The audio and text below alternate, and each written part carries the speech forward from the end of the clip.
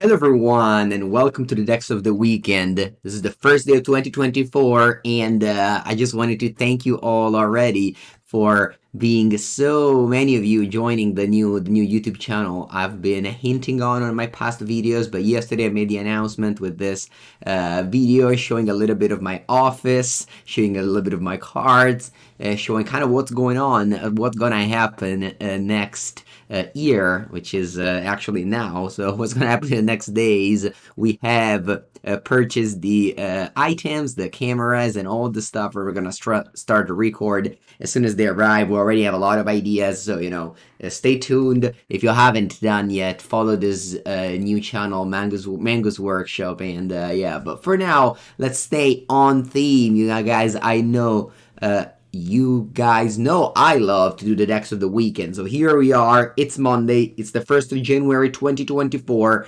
And why not start with some modern talk here? This in front of me is Wreck the Scam, a deck that some of you thought was dead for like 3 days, and then Mariluz Garcia reminded us the deck is great, and then now it is definitely one of the best decks in the format.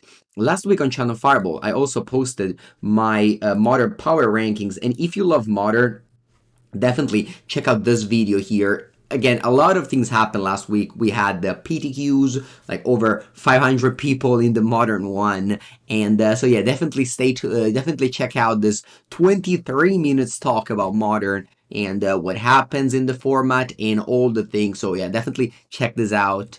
And but yeah, if you want just a short thing, you can find this on the socials that I've posted. This is like the sum up of the top 15, but of course that video is much more deep and it says things like you shouldn't ban Grief, or you shouldn't have banned Fury, or you shouldn't whatever. Let's not talk about those things, but this is what I feel right now. It's a modern format. Obviously this is my list. It's a mix of things that I feel by playing all these decks and the list that I feel by reading the results that people play those decks in. But this is the list of the current Wreck the Scam, and it's very much geared towards beating Amulet Titan, because that is the best deck.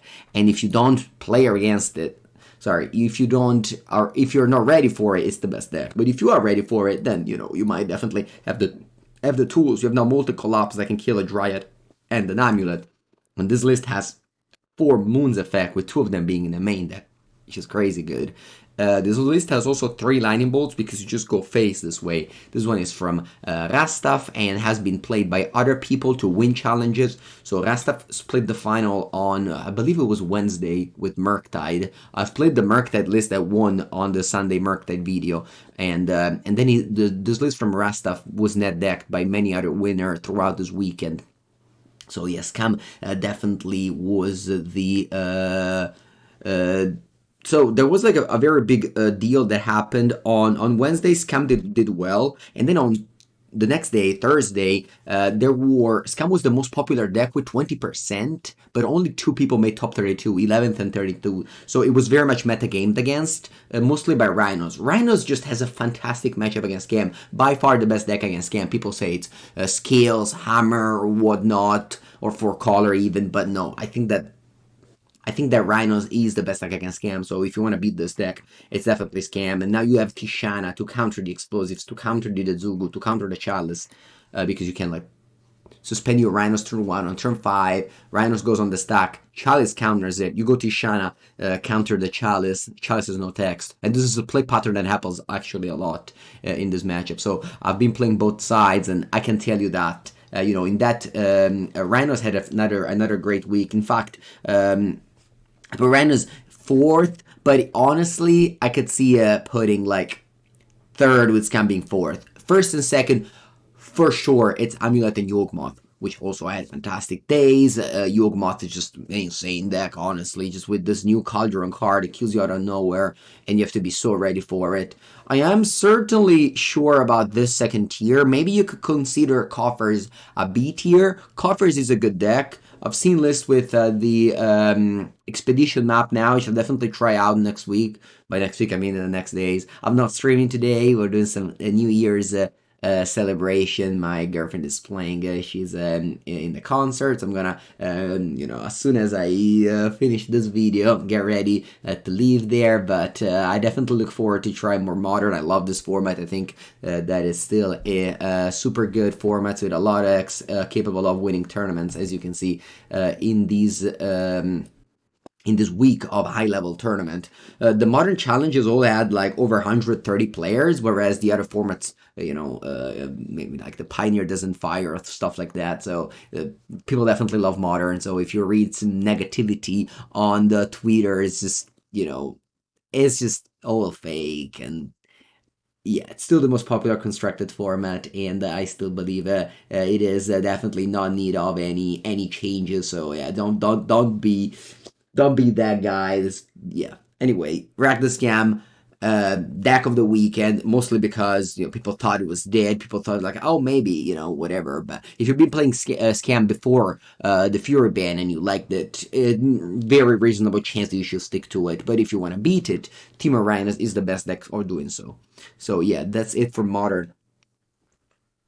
Let's move on to the other two formats that I like, which are Legacy and Pauper. So first is Legacy. This weekend, I'll have a tournament in Pisa, Modern on Saturday, Legacy on Sunday. I'll be showing my deck on my new YouTube channel, the Mengu's Workshop. I'll be showing a lot of paper magic. So this YouTube channel you watch now on the Mengucci video will be mostly for my Magic Online content. Course, will be also my platform for decks of the weekend, podcast, and all this sort of stuff. But whereas on the other one, the Mengu's Workshop, I'll be showing my paper cards and kind of honestly just say a lot of the same things, but on a more like paper cards aspect.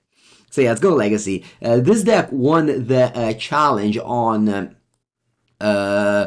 when was it? I think it was Saturday because a friend of mine lost to this and came.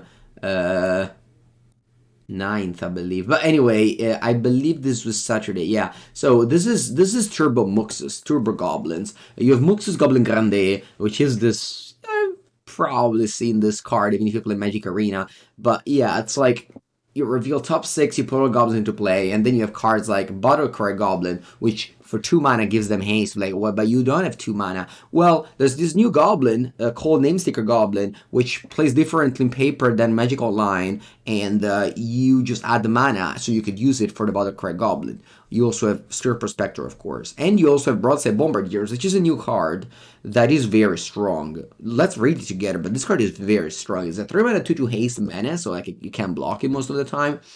And then when you attack, so that's Boast, you can sack a creature or artifact, so you can sack like a Chrome Mox, you deal 2, or you can sack a Goblin Matron, you deal 5 to any target. That's a lot of damage. So this deck it's turbo because it plays Seed of Traders and Ancient Tomb alongside Seaman Spirit Guide and Chrome Mox. So you are like turbo that regard, and your goal is to resolve Muxus, but you can also just attack with Rabble Master on turn 1, or again, Broadside Bombardier. So this deck won the tournament, 9-1 overall, and definitely a deck that you might think it's meme, but it's not actually, because every Ancient Tomb deck in Legacy is very strong, and this deck is Cavern of Souls, which is very good in this deck, since your deck is mono Goblin. So if you draw Cavern of Souls, unlike the Boros Initiative, which I believe was the final, was between these two decks, the Boros Initiative deck, you draw Cavern, but you still have a lot of non-humans, like Fable of the Mirror Breaker, Force of Lingus, so Force of Will is still good. Against this deck, Force just is not good if you draw Cavern. So, this deck has ways to attack the metagame. Of course, this could fall to combo. Like your sideboard is mostly good against combo, but you also are a combo deck on yourself. You could win on turn 1, the stuff like this could happen if you just get very lucky, because you can go turn 1 Namesticker Goblin, and then from there you can flip a 6, you can cast Moxus already, you can flip another one, flip a Battlecry Goblin, attack with all, and that's already it. So it's one of the many combo decks in Legacy, and I have some Legacy content shipped up for you in the next days if you love Legacy. Not this deck, as you can see, I don't even own the cards, but we'll see. I might play this eventually. So that's it for Legacy. Let's go over to Pauper. I have played a couple of Pauper League, as my town has a new store which runs Pauper League on Thursday. So I've gone there the last 2 times. I've played in one Ors of the one I've showed, Ors of Titan Blade. And in the other one, the other day, I played Mono Blue Serpent that I showed one of my past deck of the weekend. Today I have a Jessica Glitters. This deck won Pauper in Rome. I believe though it was slightly different. This list that came second on the Pauper Challenge this weekend is playing four of the draw two effects and splashing blue only for Thoughtcast, which is weird, but you have like Springlip Drum, but you don't have too many sources. You only have like 8. Not so sure about this, but I guess it works since you see a lot of cards. You get that blue mana with Springlip Drum or one of your bridges. And I really like Lintalk in my decks, in my Boros, in my Orzhov. Since you have the Titan Blade, you can play it in Orzhov as well. But in Boros, of course, it's amazing with Synthesizer, as you bounce Synthesizer, flip an extra card, and etc. If you haven't seen any of my Boros content, definitely check it out. I also wrote a deck guide on Channel Fireball with Cyber Guide for both Boros, Orzhov, and even Blue White Coggates, which, by the way, Blue White Coggates won the challenge in final against this deck. So that's still a very viable deck. The sideboard is funny. It's mono protection. You have the protection for red, Crimson Acolyte, the protection for black, Obsidian Acolyte, and the Spellskite, Standard Bearer. So the sideboard is mostly geared towards the iron removal spell deck, like Mono Black Gardens, which also a top 8 of the tournament. That's like the Mono Black removal spell decks, basically. But yeah, so overall, that's going to be it for my deck of the weekend. We passed the 11 minutes. I just love this platform that let me talk, honestly. I hope you also enjoyed these videos, and I hope you have a wonderful 2024. I hope I said it at the beginning as well. Thank you so much for watching, and have a great day.